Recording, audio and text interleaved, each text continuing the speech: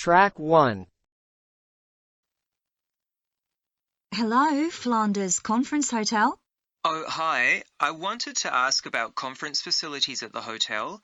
Have I come through to the right person? You have. I'm the Customer Services Manager. My name's Angela. The name of the Customer Services Manager is Angela. So Angela has been written in the space. Now we shall begin. You should answer the questions as you listen because you will not hear the recording a second time. Listen carefully and answer questions 1 to 5. Hello, Flanders Conference Hotel. Oh, hi. I wanted to ask about conference facilities at the hotel. Have I come through to the right person? You have. I'm the Customer Services Manager. My name's Angela. So, how can I help you? Well, I'm calling from Barrett & Stanson's. We're a medical company based in Perth. Oh, yes? And we're organising a conference for our clients to be held in Sydney. It'll be held over 2 days, and we're expecting about 50 or 60 people. When were you thinking of having it? Sometime early next year, like the end of January. It'd have to be a weekend. Let me see. Our conference facilities are already booked for the weekend beginning January the 28th. We could do the first weekend in February. How about January the 21st? I'm afraid that's booked too. Well, let's go for the February date then. So that's the weekend beginning the 4th. Okay. Now, can you tell me a bit about what conference facilities you have? Sure. So for talks and presentations, we have the Tesla room. Sorry? Tesla, that's spelled Tesla. It holds up to 100 people and it's fully equipped with a projector and so on. How about a microphone? Yes, that'll be all set up ready for you. And there'll be one that members of the audience can use too, for questions if necessary. Fine. And we'll also need some sort of open area where people can sit and have a cup of coffee. And we'd like to have an exhibition of our products and services there as well, so that'll need to be quite a big space. That's fine. There's a central atrium with all those facilities, and you can come before the conference starts if you want to set everything up. Great. And I presume there's Wi-Fi? Oh, yes. That's free and available throughout the hotel. Okay. Would you also like us to provide a buffet lunch? We can do a 2-course meal with a number of different options. What sort of price are we looking at for that? Well, I can send you a copy of the standard menu. That's $45 per person.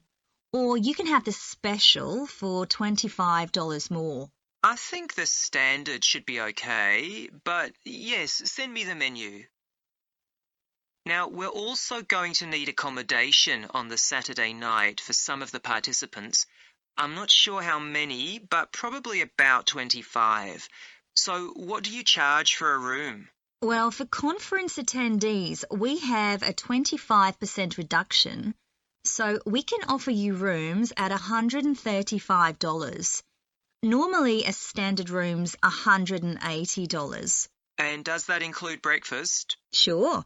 And, of course, guests can also make use of all the other facilities at the hotel. So we've got a spa where you can get massages and facials and so on. And there's a pool up on the roof for the use of guests. Oh, great. Now, what about transport links? The hotel's downtown, isn't it? Yes. It's about 12 kilometres from the airport, but there's a complimentary shuttle bus for guests. And it's only about 10 minutes walk from the central railway station. Okay. Now, I don't know Sydney very well. Can you just give me an idea of the location of the hotel? Well, it's downtown on Wilby Street. That's quite a small street and it's not very far from the sea. And of course, if the conference attendees want to go out on their Saturday evening, there's a huge choice of places to eat. Then, if they want to make a night of it, they can go on to one of the clubs in the area. There are a great many to choose from. Okay. So, if we go ahead with this, can you give me some information about how much we're looking at?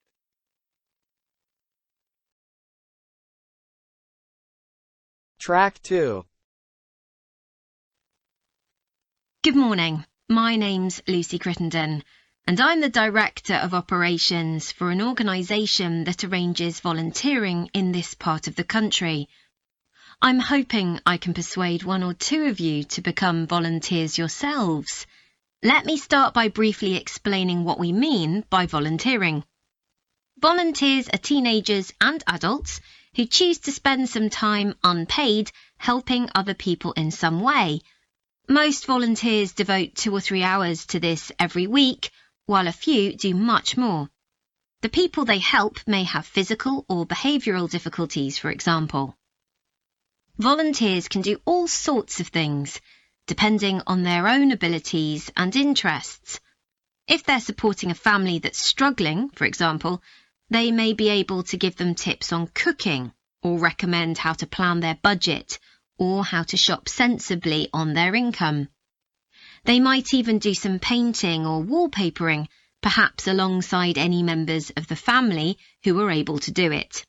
Or even do some babysitting, so that parents can go out for a while. The benefit from volunteering isn't only for the people being helped. Volunteers also gain from it. They're using their skills to cope with somebody's mental or physical ill health, and volunteering may be a valuable element of their CV when they're applying for jobs. Employers usually look favourably on someone who's given up time to help others. Significantly, most volunteers feel that what they're doing gives them a purpose in their lives. And in my opinion, they're lucky in that respect, as many people don't have that feeling. Now I'd like to tell you what some of our volunteers have said about what they do, to give you an idea of the range of ways in which they can help people. Habib supports an elderly lady who's beginning to show signs of dementia. Once a week they, along with other elderly people, go to the local community centre where a group of people come in and sing. The songs take the listeners back to their youth, and for a little while they can forget the difficulties that they face now. Our volunteer Consuela is an amazing woman. She has difficulty walking herself, but she doesn't let that stop her. She helps a couple of people with similar difficulties who had almost stopped walking altogether. By using herself as an example, Consuela encourages them to walk more and more. Min visits a young man who lives alone and can't leave his home on his own, so he hardly ever saw anyone. But together they go out to the cinema or to see friends the young man hadn't been able to visit for a long time. Tanya visits an elderly woman once a week. When the woman found out that Tanya is a professional dressmaker, she got interested. Tanya showed her some soft toys she'd made, and the woman decided to try it herself. And now she really enjoys it and spends hours making toys. They're not perhaps up to Tanya's standard yet, but she gains a lot of pleasure from doing it. Alexi is a volunteer with a family that faces a number of difficulties. By calmly talking over possible solutions with family members, he's helping them to realise that they aren't helpless and that they can do something themselves to improve their situation. This has been great for their self-esteem. And the last volunteer I'll mention, though there are plenty more, is Juba. She volunteers with a teenage girl with learning difficulties who wasn't very good at talking to other people. Juba's worked very patiently with her, and now the girl is far better at expressing herself and at understanding other people. OK, I hope that's given you an idea of what volunteering is all about. Now I'd like to talk to you about... Track 3. So, how are you getting on with your teaching practice at the high school, Joe? Well, I've been put in charge of the school marching band, and it's quite a responsibility. I'd like to talk it over with you. Go ahead. You better start by giving me a bit of background. Okay. Well, the band has students in it from all years. So they're aged 11 to 18, and there are about 50 of them altogether. It's quite a popular activity within the school. I've never worked with a band of more than 20 before, and this is very different. I can imagine. They aren't really good enough to enter national band competitions, but they're in a regional one later in the term. Even if they don't win, and I don't expect them to, hopefully it'll be an incentive for them to try and improve. Yes, hopefully. Well, now the town council's organizing a carnival in the summer, and the band has been asked to perform. If you ask me, they aren't really up to it yet, and I need to get them functioning better as a band, and in a very short time. Have you been doing anything with them? Apart from practicing the music, I mean. I played a recording I came across of a drummer talking about how playing in a band had changed his life. I think it was an after-dinner speech.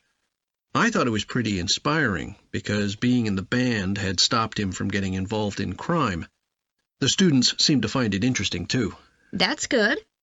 I'm planning to show them that old film from the 1940s, Strike Up the Band, and talk about it with the students. What do you think? Good idea. As it's about a school band, it might make the students realize how much they can achieve if they work together. That's what I've got in mind. I'm hoping I can take some of the band to a parade that's going to take place next month. A couple of marching bands will be performing, and the atmosphere should be quite exciting. It depends on whether I can persuade the school to hire a coach or two to take us there. They sound like good ideas to me. Thanks. Can I tell you about a few people in the band who I'm finding it quite difficult to cope with? I'm sure you'll have some ideas about what I can do. Go ahead. There's a flautist who says she loves playing in the band. We rehearse twice a week after school, but she's hardly ever there. Then she looks for me the next day and gives me a very plausible reason. She says she had to help her mother, or she's been ill, but to be honest, I don't believe her. Oh dear. Any more students with difficulties? Plenty. There's a trumpeter who thinks she's the best musician in the band, though she certainly isn't. She's always saying what she thinks other people should do, which makes my job pretty difficult. She sounds a bit of a nightmare. You can say that again. One of the trombonists has got an impressive sense of rhythm and could be an excellent musician, except that he has breathing difficulties, and he doesn't really have enough breath for the trombone. He'd be much better off playing percussion, for instance, but he refuses to give up, so he ends up only playing half the notes. I suppose you have to admire his determination. Maybe.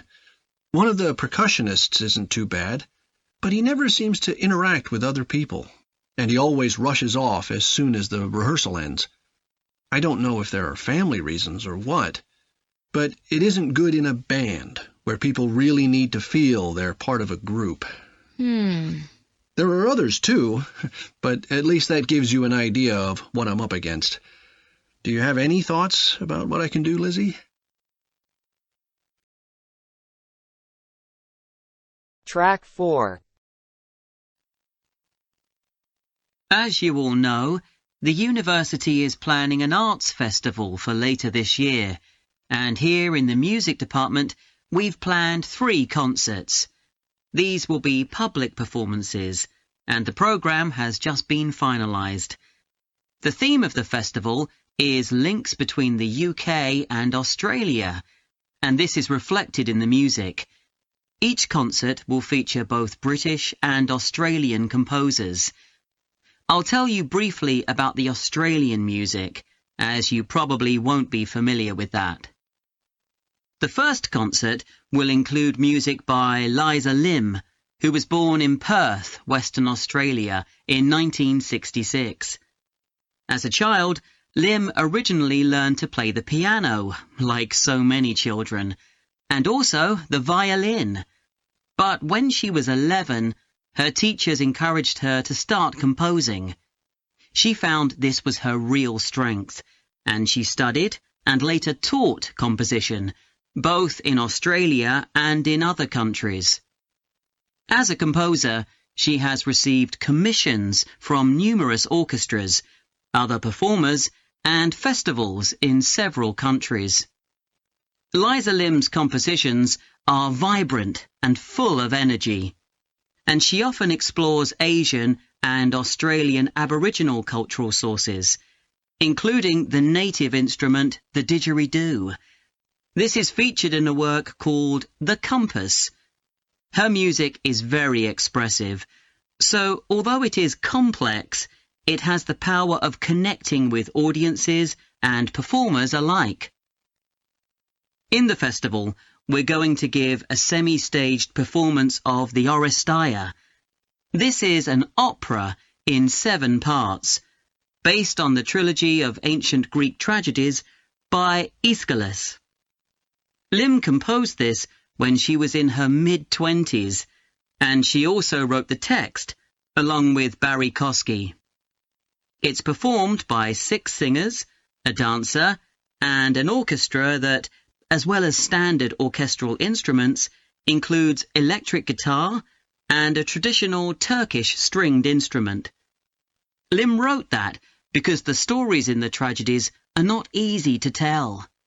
The sounds she creates are also disturbing, and they include breathing, sobbing, laughing, and whistling. The work lasts around 75 minutes, and the rest of the concert will consist of orchestral works by the British composers Ralph Vaughan Williams and Frederick Delius.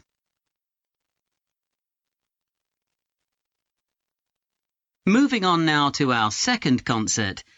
This will begin with instrumental music by British composers Benjamin Britten and Judith Weir. After the interval, we'll go to Australia for a piece by Ross Edwards, The Tower of Remoteness. According to Edwards, the inspiration for this piece came from nature, when he was sitting alone in the dry bed of a creek, overshadowed by the leaves of palm trees, listening to the birds and insects. The Tower of Remoteness is scored for piano and clarinet. Edwards says he realized years after writing the piece that he had subconsciously modelled its opening phrase on a bird call. Ross Edwards was born in 1943 in Sydney, Australia, and studied at the Sydney Conservatorium of Music and the Universities of Adelaide and Sydney.